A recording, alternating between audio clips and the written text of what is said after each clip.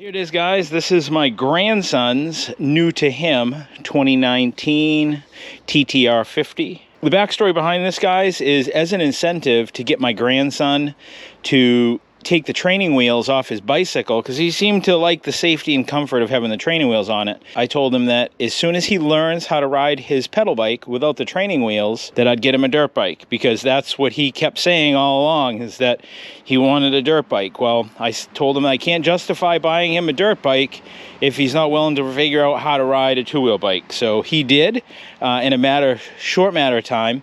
I have a link to that video if you guys want to check out how he did it. And shortly after that, we picked him up this dirt bike, and I picked it up on Marketplace. I paid $1,200. It was local to me, and come to find out, I actually kind of like through a friend know who owned it. So we just want to go through it. I noticed a couple things that I want to address. Throttle doesn't close back as quick as I'd like it to.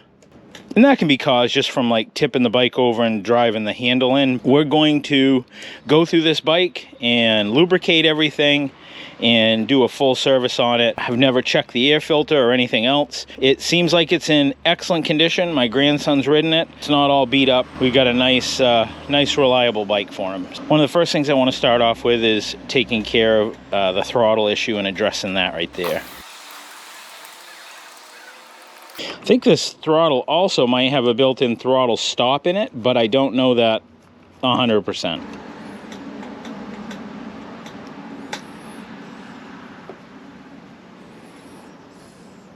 This throttle tube might have just been hitting on the back side of this, causing that problem. So this actually does have a throttle limiter screw. I can see that it's missing the screw, and the way that works is that threads into there, and then it would make contact with this part of the throttle right here to limit how far the throttle can be turned.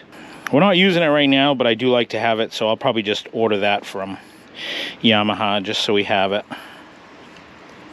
While we're right here, I'm also going to lubricate this brake cable. Let's try this. Look at that, first try, guys.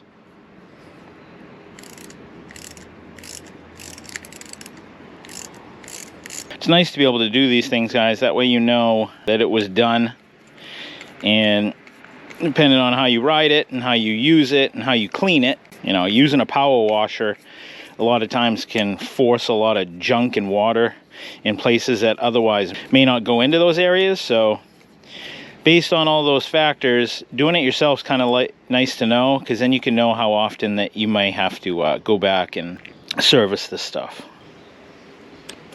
We'll grease that pivot as well down in there.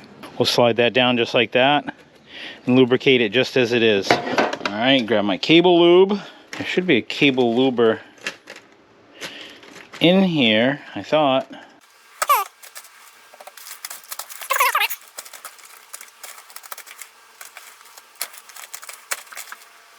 Oh, right here. Jeez, it's staring right at me in the face, guys. What the heck? Man, it stinks getting old. Losing my marbles. All right, we got what we need.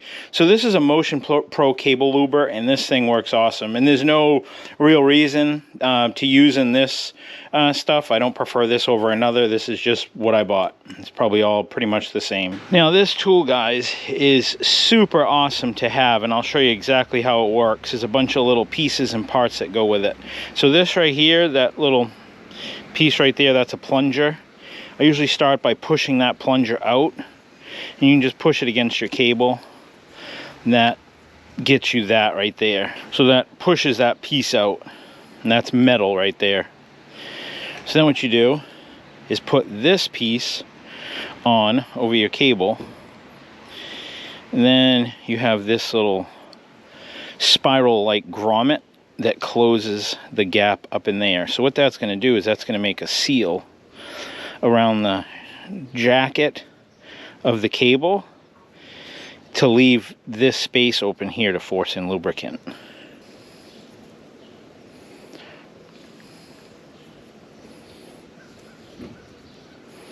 Okay, so there we go. We got that. Stick that in there. Screw the two halves together. It's that easy. Snug that down pretty good because you want a good seal against your cable right here so it doesn't drip out the back. It will a little bit. And now we just inject our cable lube down in that until it comes out the other end down below. Here's a little tip, guys. If you're like me and always losing the little straw that comes with it, I just take the straw off the can and then just kind of like stick it up in there and just force the cap back on. That way you've always got the straw when you need it. That's just my way. I know there's a lot of other ways too of doing it, but that's just how I prefer to do it. I'm going to put the lube in up here, and then it's going to come out down there. Once it starts coming out, I'll bring you down there. And in the literature, it'll say no mess or anything like that. I've yet to have that be the case, so it's always nice just to have a rag handy close by. And another thing I've been meaning to do for a while is trim the length of this nozzle down so you're not working with, you know, a whole bunch of extra stuff that you don't need. Slam that in there and give her a pump. Now, let's say that this doesn't go down through, okay? You can't get it to go. Oh, it's already coming out the other end. I can hear the air peeing out down the other side. So what makes this nice is it's a power luber. So you take this, so let's say it doesn't go through and there's a blockage in your cable. Put your finger over this. This whole barrel is filled full of that lubricant. It's gonna force it right out the other side. There it goes. And if you see down here, guys, look at that, how it's dripping out on the ground. It's coming out the end of that cable. It actually came out with such force that it blew the dust seal off the end of the cable. So you know that this is working well. It's applying that much pressure to it. Now we know that this has plenty of lube down inside of it. If nothing else, it's forced out any moisture or any crud that could have accumulated inside that cable. Now we won't have to address that for quite a while. That's one thing we can cross off our list. There, done. Take it all back apart. Wipe it down, put it back in the toolbox for the next use. But I don't know if I'm going to be able to use it for the throttle cables, but we'll give it a try. I'm going to lube the throttle tube just a little bit, but we don't want anything too heavy. So I'm just going to put a dab, very small dab of lithium grease and smear it super thin and probably wipe off most of it. Because we don't want anything that's going to attract dirt and grime to get in there. There. I'll put some synthetic grease in the little pivots where these cables go through, just to prevent any friction up in there. Alright, and this should make a huge difference. That one there. Took me a couple seconds to get these in here, guys. These aren't the easiest to get together with fat fingers. But the throttle issue's fixed too, I can tell. Snug this down a little bit. There, look at that though, guys. You can't have the throttle stick at all. And we'll just have to pick up that throttle limiting screw underneath there. All right, now we will put our brake lever back together again. A little dab of grease in there. That'll help things from corroding too. The end of this cable where it meets into this little ferrule might help protect it, I don't know.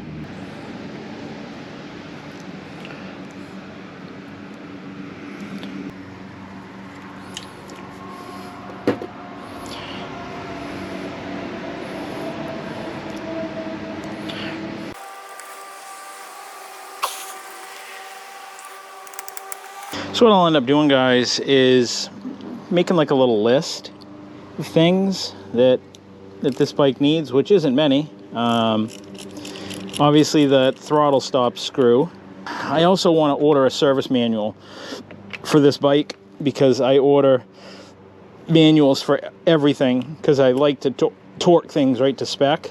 Trying to adjust it with the least amount of travel so that it still does its job, so that he can grab it good with his hands. You know, if he's only able to move it this far, then his little fingers might not be able to grab the brake all the way. But if we can get it all the way here, there's about a half an inch of play and the brake's grabbing there, that's even better. And the throttle doesn't need any adjustment for free play. I'll have to set this up, these controls, for him. But yep, that's good right there. So now we're gonna work on adjusting the chain, but because this has so many guards on it to protect little kids' fingers, that it's making it hard for me to read what the adjustment is. Now they say it's supposed to be between about an inch and 3/8 to an inch and 3/4. We'll get this off here and we'll measure it up. It may be okay. It feels just a little bit slack, not crazy, but a little bit. So let's get this off here and measure it up. I guess we can go maybe off the swing arm, showing we got 3/4 to 2.5. So that'd be 2, 1 3/4. Wow, that's pretty much right there, guys. That is right on the outer limits of the chain adjustment, and it doesn't have any tight, dry, bindy spots in it. I mean, I could probably take it up one. The original chain, you can see they even put a witness mark here on the master link. It doesn't look like the chain has ever been adjusted on this. I don't see that a wrench has ever been on this nut. So it probably wouldn't be a bad idea. We got a 17mm nut on this side and a 17mm bolt head on the other for the axle.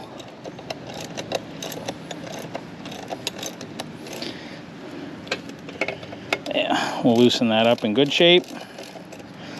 Yeah, there's that. We got to get a couple wrenches for the locking nuts on this right here. And for that, the big nut is a 12 and the little one is a 10. So we'll get that out of the way. Do the same thing over here. 12,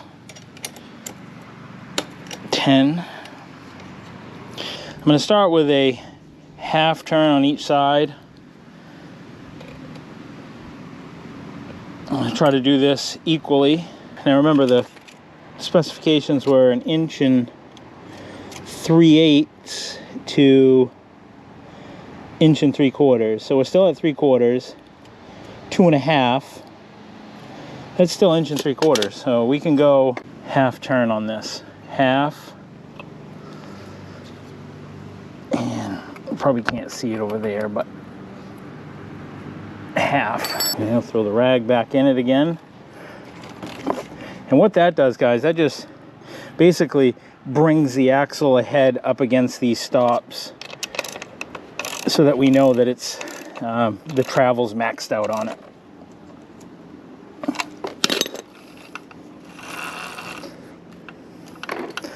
Yeah, that feels better right there. 7/8 up and 2 1/4 down, so that would be about inch and 3/8. So I think that's where we're gonna go with it, guys. Right there. Now we'll give the locking nut a little bit of tension. Good. Okay, now we just gotta torque the axle and we will be good to clean the chain. So the best information I can find is that it's about 43 foot-pounds. So that's what we're going to go with, and that sounds about right from what I recall from doing other axle nuts in the past on similar bikes, these smaller bikes.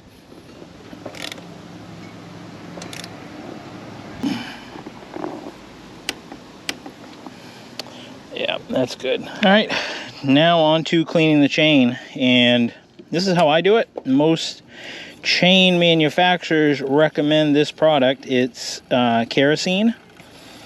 And for whatever reason, I don't know why, maybe they figure it's maybe safe with O-rings or whatever, but most chain manufacturers recommend you use kerosene to clean their chains. So that's what I've always used and works pretty good. So we're going to spray it on, clean off some of the grime and gook, give her one more rinse down to get the final bit of crud off it, then we'll wipe it, then we'll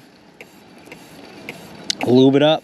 It's time to lube the chain, and no particular brand that I particularly look out for, just some lube is better than none. This just happens to be Bel Ray.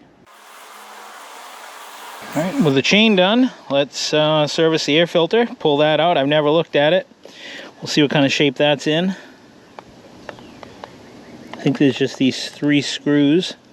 Kind of like doing this stuff, guys. I enjoy doing it. Like I said earlier, just for the simple fact of knowing that when I go out, there's not that question mark of whether or not, you know, is it going to start? Is the filter clogged? Has it been taken care of? Unless you bought it brand new, you really don't know what was done to it. So you can see we've got some junk in it. So it's a good thing we cleaned it out. And before I pull the filter out, I'm gonna wipe all around it so that nothing can fall down in and cause a problem.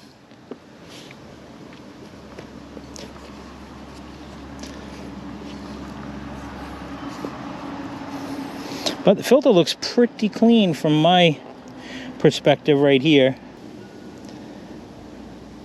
Oh yeah. Yeah, it is. Really clean. Oh yeah, that looks like it's been freshly oiled.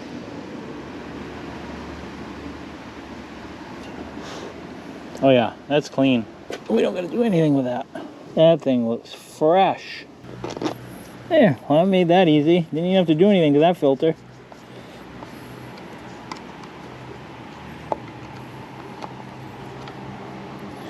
Yeah, this bike was taken really good care of. You can tell just by looking at stuff that they took good care of it. And there we go, guys. Wiped it down, put some SC1 on it. That stuff is incredible. If you've never used this stuff, guys, wow, this stuff is incredible. I've been using this for years, and I love the smell of it. Just makes your bike look really nice, and it makes it cleaning it the next time around even easier. This thing is all ready for when Colton wants to take it out for another spin. I didn't change the oil in it just because the oil looked super clean, but I've got it all cleaned up, and yeah, all serviced, ready to go. This should give us trouble-free service all summer long. So I want to thank you guys for the support on the channel. We're either closing in on 1,000 subscribers or we've just surpassed it, one of the two. But either way, I want to thank you guys for supporting the channel, because without you guys, we wouldn't be where we are. So thank you guys. Till the next one, we'll see you soon.